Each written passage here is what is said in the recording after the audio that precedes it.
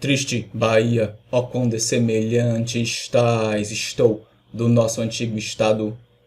Pobre te vejo a ti, tu a me empenhado, rica te vi eu já, tu a me abundante, a ti trocou-te a máquina mercante. Quem tua, larga barra, tem entrado, a mim foi me trocando e tem trocado, tanto negócio e tanto negociante. Deste em dar tanto açúcar excelente, pelas drogas inúteis que abelhuda, simples aceitas do sagaz brichote, simples aceitas do sagaz brichote. Ó, se quisera Deus que de repente, um dia amanheceras tão sisuda, que fora de algodão o teu capote, que fora de algodão o teu capote. Soneto à cidade da Bahia, triste Bahia, do Gregório de Matos. Vamos analisá-lo de forma concisa, aplicando diversos conceitos que andamos estudando. No vídeo anterior falamos do Gregório de Matos de uma forma bem ampla, sobre a sua figura controversa, cheia de preconceitos raciais, de intolerância religiosa. Mas hoje vamos analisar um soneto menos doído, menos doloroso de se ler, dá até para a gente brincar de cantá-lo, porque a vítima, no caso, é a cidade de Salvador, a cidade da Bahia, que ele vai criticar dentro do contexto da época, dentro da questão da decadência do ciclo da cana-de-açúcar, que ele vivencia como fidalgo, que nasceu no auge desse ciclo, 1636, e quando retorna de Portugal, vivencia a decadência do ciclo da cana-de-açúcar, e por isso, então, ele seria aí o fidalgo que faz críticas para todos os lados, porque não se sente mais contemplado nessa sociedade. O soneto Triste Bahia nós podemos analisá-lo a partir de uma visão microtextual e também de uma visão macrotextual. É sobre isso que vamos falar na aula de hoje. Para analisar um texto, então, nós podemos partir da sua superfície, fazer uma leitura formalista e também partir do contexto histórico, fazer uma leitura sociológica, uma leitura histórica. O ideal é que façamos uma dialética entre essas duas leituras, partindo do microtexto, uma leitura centrada no texto, para depois chegarmos ao macrotexto, uma leitura que, digamos assim, foca no externo, foca naquilo que está fora do texto, mas sempre a partir do texto. Daí a ideia de uma dialética entre o microtexto e o macrotexto, o interno e o externo. Por onde começamos, então, uma leitura microtextual de um poema? Claro que pela versificação, pela escansão dos seus versos, inclusive. Aqui nós temos um soneto, 2 quartetos e 2 tercetos. Mas qual o tamanho desse verso? Vamos conferir fazendo a escansão do verso. Triste Bahia, quão dessemelhante. Então aqui nós temos um verso decassílabo, 10 sílabas poéticas. Triste Bahia, elisão aqui das vogais próximas. Ó quão dessemelhante. Contamos até a última sílaba tônica, desconsiderando as sílabas átonas. Então temos aí um soneto em versos decassílabos. Essa leitura microtextual pode mergulhar ainda mais fundo e ir além das sílabas poéticas, buscando a sonoridade de cada fonema e pensando que significado pode ter essa sonoridade. A poesia se abre para esse tipo de leitura. E a gente vai se aproximando também da questão das figuras de linguagem, as figuras de som, de harmonia ou de música, como também são chamadas. Aqui no soneto do Gregório de Matos nós temos fortíssimas aliterações, né? O fonema T, inclusive, está em todos os versos, em alguns deles com muita força. Pobre te vejo a ti, tu a me empenhado, rica te vi eu já, tu a me abundante. E mais do que o fonema T, o som tr é muito marcante desde o começo. Triste Bahia, ó quando semelhante estás estou. A ti trocou-te a máquina mercante, que em tua larga barra tem entrado. A mim foi me trocando e tem trocado tanto negócio e tanto negociante. A literação acontece com o fonema T, mas também com a sonoridade dos fonemas T e R, aí juntos, formando esse som como se fosse, aí podemos pensar o significado do tempo passando como uma metralhadora sobre as coisas. Nesse caso aqui, sobre a cidade da Bahia, sobre Salvador, e ao mesmo tempo sobre o eu lírico, sobre o eu poético. Essa cidade e esse eu lírico estão se olhando frente a frente, dentro desse espelho barroco, desse espelhamento barroco, que inclusive gera o quiasma, né?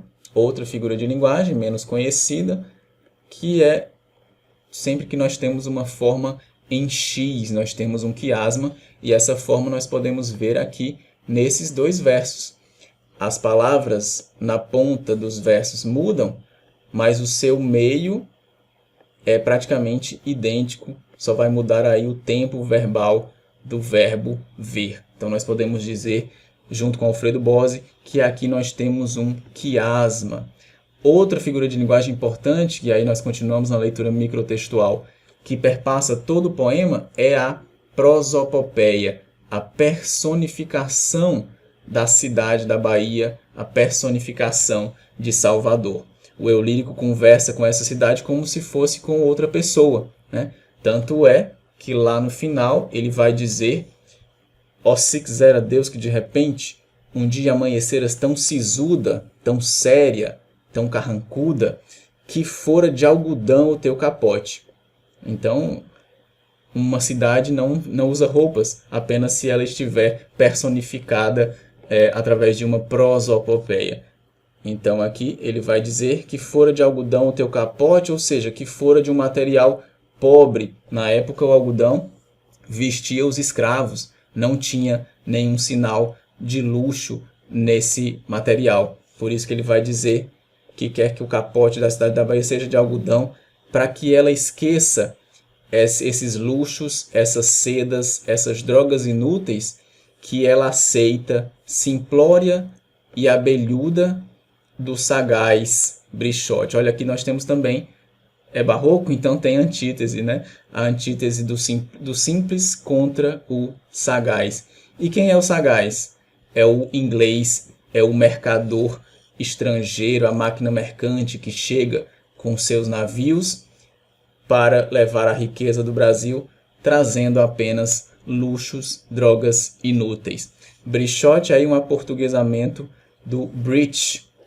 Então, o Gregório de Matos está fazendo a sua crítica ao inglês, que teria aí tomado de conta da colonização cada vez mais desde a restauração de 1640, quando o Império Português se livra do jugo espanhol, mas vira um vassalo do Império Britânico, né?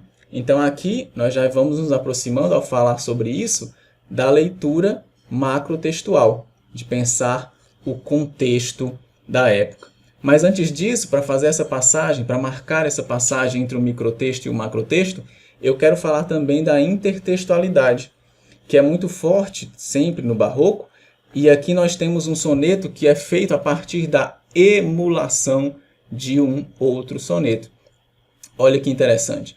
Triste Bahia é uma emulação do soneto Formoso Tejo Meu, de Rodrigues Lobo. Percebam aí, quando o poeta está emulando, ele está recriando a partir de um texto conhecido da época para mostrar que eu sei fazer como este poeta, grande poeta, também fez. Então a emulação tem disso, né? O conceito de autoria era diferente, não era essa coisa da originalidade que ficou tão marcada desde os românticos. Ser autor era mostrar que sabia fazer dentro de determinados códigos retóricos da época. Triste Bahia, então, é uma emulação do soneto Formoso Tejo Meu. Quão diferente te vejo e vi, me vês agora e viste. Turvo te vejo a ti, tu a mim triste, Claro, te vi eu já, tu a mim contente. A ti foi te trocando a grossa enchente, a quem teu largo campo não resiste. A mim trocou-me a vista em que consiste o meu viver contente ou descontente. Já que somos no mal participantes, sejamo-lo no bem, ó quem me dera que fôramos em tudo semelhantes. Mas lá virá a fresca primavera, tu tornarás a ser quem era de antes? Eu não sei se serei quem de antes era. Então percebam que no soneto de Rodrigues Lobo, a tópica da mudança do tempo se dá numa relação natural. Ele está falando da enchente que muda o rio Tejo, mas é uma mudança climática, é uma mudança cíclica. Depois o rio tornará a ser quem era dantes. Já o homem não sabe se voltará a ser quem de antes era. Então, se a mudança da natureza é cíclica, a mudança do homem não é. Dificilmente nós retornamos a quem já fomos, né? Então, Gregório de Matos vai pegar esse tema, essa tópica da mudança, que em Rodrigues Lobo é natural, e vai transportar essa tópica para o contexto histórico, que já não é tão natural assim. O elogio, o canto ao rio Tejo, símbolo de Lisboa, se torna a crítica à cidade da Bahia, a crítica a Salvador e a sua abelhudice, a sua abertura à máquina mercante, que em sua larga barra tem entrado, trocando todos por negócios, né? Então percebam aí como essa emulação é uma recriação poética interessantíssima, né? Há versos muito próximos, outros já nem tanto, mas é visível a aproximação, a inspiração de um poema no outro. Turvo te vejo a ti, tu a mim triste. Claro te vi eu já, tu a mim contente. Olha só a relação aqui. Pobre te vejo a ti, tu a mim empenhado. Rica te vi eu já, tu a mim abundante. Então, a partir dessa intertextualidade, nós fomos já nos aproximando de uma leitura macrotextual, né? A intertextualidade serve para a gente fazer esse link entre o microtexto e o macrotexto, porque aí nós vamos nos aproximar da questão do contexto histórico, né? Gregório de Matos nasce no auge do ciclo da cana-de-açúcar e, como um fidalgo, filho de senhores de engenho, um nobre, e vai para Portugal estudar cânones, e quando retorna, depois de 1650, ele pega a decadência desse ciclo da cana-de-açúcar. Então, a cidade que era rica se torna pobre, se torna endividada, assim como o poeta que está muito próximo, que se vê muito próximo dessa realidade da cidade, que também se sente trocado por essa máquina mercante. Olha que interessante esse verbo que é central no poema. Trocar, naquela época, era muito próximo de um sentido do mudar, que já não é tão corrente hoje. A gente pensa muito mais a troca no sentido capitalista, mercantil, da troca de mercadorias. E o Gregório de Matos pega exatamente esse novo sentido do verbo, né? Que aqui em Rodrigues Lobo estava no sentido do mudar, bem da época, a ti foi te trocando a grossa enchente, foi mudando, né? Trocar no sentido de mudar. Já no soneto do Gregório de Matos, o verbo aparece tanto no sentido do mudar, quanto no sentido da troca mercantil, né? Foi me trocando e tem trocado tanto negócio e tanto negociante. Então ele joga com essa polissemia do verbo de forma muito interessante. Mudamos porque estamos sendo trocados por mercadoria. Para encerrarmos com essa rápida análise, vamos responder uma questão do vestibular da UFMG, rapidinho. A partir dessa leitura, a gente consegue acertar fácil. Leia o poema de Gregório de Matos, Triste Bahia, acabamos de lê-lo. Com base nessa leitura, é incorreto afirmar que: alternativa A, o eu poético no poema mantém-se distanciado do objeto criticado. Alternativa B, o poema compara o presente e o passado da cidade. Alternativa C, o futuro desejado revela no poema a presença de uma voz moralizadora.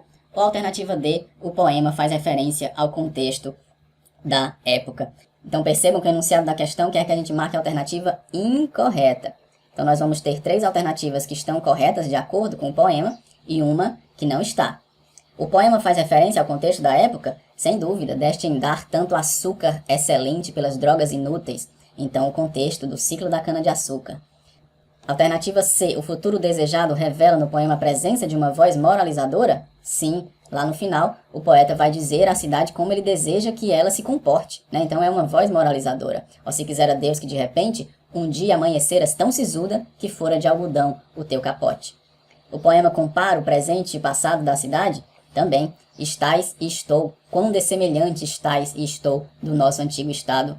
Pobre, te vejo a ti, tu a mim, empenhado, rica te vi eu já, tu a mim, abundante. Presente e passado da cidade e do eu poético, que se mantém muito próximo dessa cidade. Então a alternativa incorreta é exatamente essa, que vai dizer que o eu poético no poema mantém-se distanciado do objeto criticado. Não, ele se mantém muito próximo, lado a lado do objeto criticado. É isso, bons estudos e até a próxima leitura. Forte abraço! Não deixe de se inscrever no nosso canal Linguagem e Poesia Dentro de Casa e curtir, comentar, compartilhar com os amigos. Valeu!